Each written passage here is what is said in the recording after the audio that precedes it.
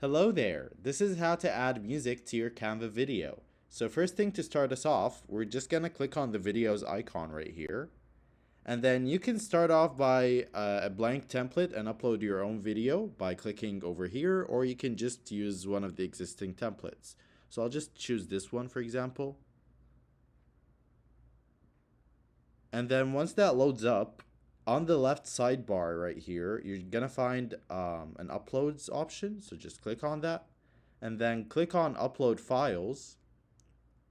Then you're just gonna find the location of the audio or the music file that you want to add.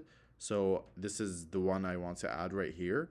So I'll just click on it to select it and then click on open.